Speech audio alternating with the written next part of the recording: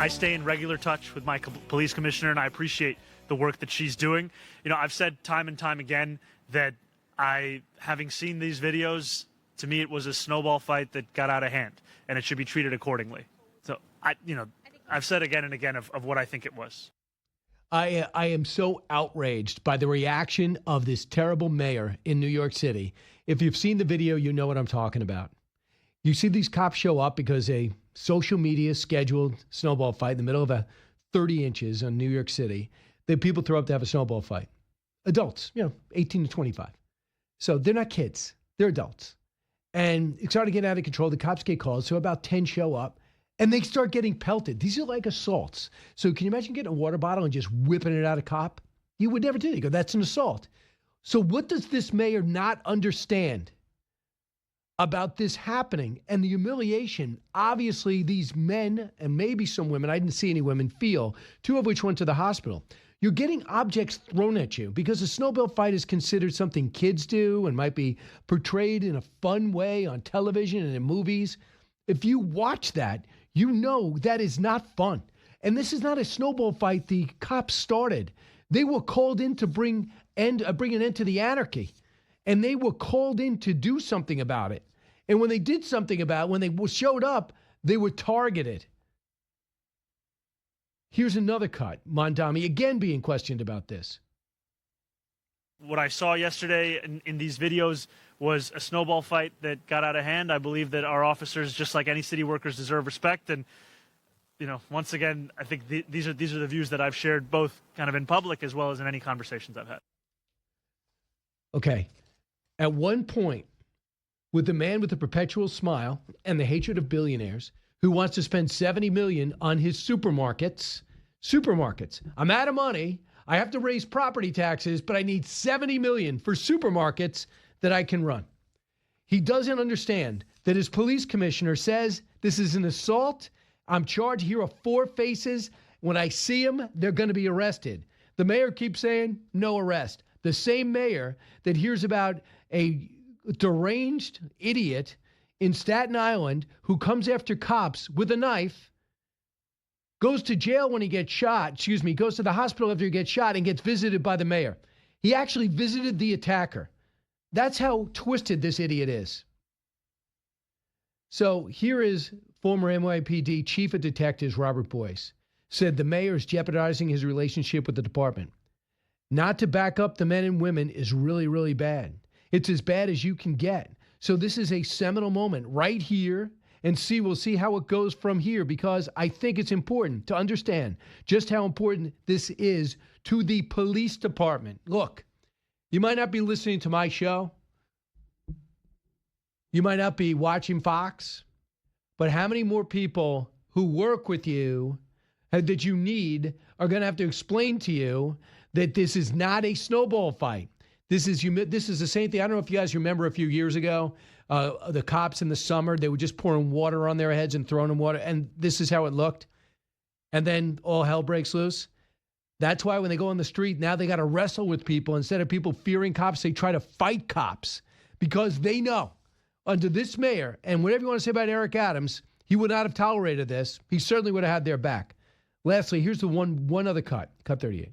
I'm not going to be banning snowball fights or organized snowball fights. I've shared my thoughts with New Yorkers, and I continue to believe that what we are seeing in this response to this winter blizzard from the city workers as a whole, and that includes the hardworking men and women of the NYPD, is part of why the city's getting back on its feet, and I'm appreciative of that work. I don't know what to say. I don't know what to say. Your own police commissioner, who never should have stayed on. It's good for me. It makes the city safer, but she's not going to last a year. Jessica Tisch. I mean, she's the one who came in and straightened out a very corrupt department and got some power and was able to have some leverage over the mayor who thought he was police commissioner too. So and then she decides to stay, and that was probably one of the most positive things that could happen. So she decides to stay. If she decides to leave, and she decides to leave quickly, it's going to show you how bad this guy is. Do you know what he also did yesterday? So he says, I'm going to raise property taxes. I have no other choice. He's got like a huge hole in the budget, he claims, but he's also asking for 127 $127 million to run a city. Do you know that Mike Bloomberg ran the city on 80? So what is this guy spending it on? Now, he inherited a lot of this, but his programs all talk about spending. He can find the money when he has to, and this is emblematic of something bigger. Another socialist ascends to a position that doesn't require politics, it requires competence, and all you have is somebody who doesn't want to do the job. They want to have the ceremonial part of the job. Some of your emails have come in. I voted for Trump 3 times. I contributed to 2024 re-election after observing his treatment of the people of Ukraine and our allies in general. I can't trust the president again. I support many of his policy moves and will testify to that, but I'm not going to sugarcoat or ignore his terrible treatment of the people of Ukraine. I will say this. I don't think it's a treatment of Ukraine. He is selling the weapons to NATO. We don't have that much more weapons yet. I am the most foremost pro-Ukraine person, certainly in this building and maybe in the country, but he has not abandoned Ukraine. He's trying to get everybody to the table. I think at one point he's going to realize that it's not really Zelensky's. Zelensky is not stopping the peace situation, but he also knows if he comes out like Joe Biden and Senator Lindsey Graham and says Zelensky's the best, he doesn't get Putin to the table. So there's a little bit of strategy here, but the president's going to realize, keep in mind what he's doing. He's already told India, don't buy oil. That's what Biden should have done. He looked the other way. He's come down with additional sanctions. He's harassed Europe to stop with buying natural gas. And now we've picked up the pace on exporting natural gas in constructed terminals. As you had the Lavrov, the foreign minister, come out and say, you know, we're tired of America acting different than they say. We're tired of listening to to Donald Trump. We're seeing his actions, and we think that it's going back to the days of Joe Biden. That's pretty much a compliment. But I understand your frustration to a degree. How about this from John? John says Peter Schweitzer has been sounding the alarm that Mexico and China are directing immigrants from those countries to the U.S. to infiltrate but not integrate into the American culture. I think that was happening. I think it is to a degree, but I think there's a massive crackdown. I would hope to lessen the number of Chinese students in our country because they leave their families at home. And even if they love the culture and love their college, they will be told, you get us this information or your family will be in jeopardy. So Linda writes this, and we were talking about this, about the teeth of Jack, of the hockey player. And Jack was, last night he was skating again for the New Jersey Devils, and he was honored there, and it was great, and it was a lot of fun.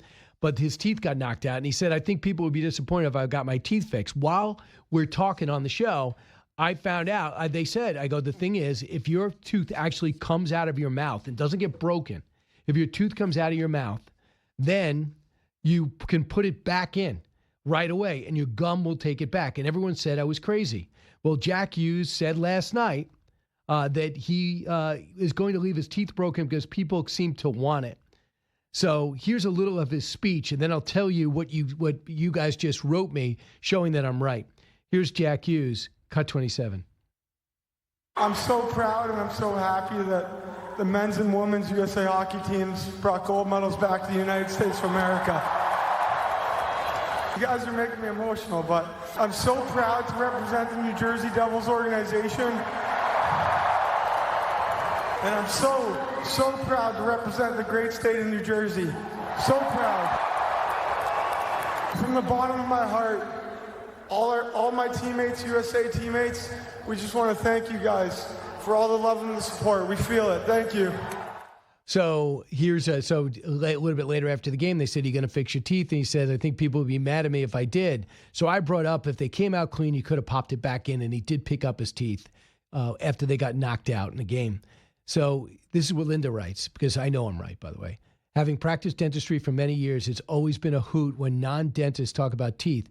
But Brian, you're pretty much on the mark about reimplanting an avulsed, they call it a avulsed tooth. Now you have a new term to use. Have a great day. Linda, thank you so much. But I found out, you know how I found out?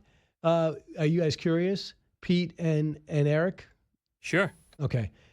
Beth Stern, the wife of Howard Stern. I was interviewing her for the book, The Games Do Count. No, it's How You Play the Game. And she was saying that one of her indelible moments, she was playing basketball and she took an elbow and her tooth got knocked out, and it's sitting there on the ground. And her father, who's a dentist, came out, cleaned it, and put it right back in her mouth, and she continued playing.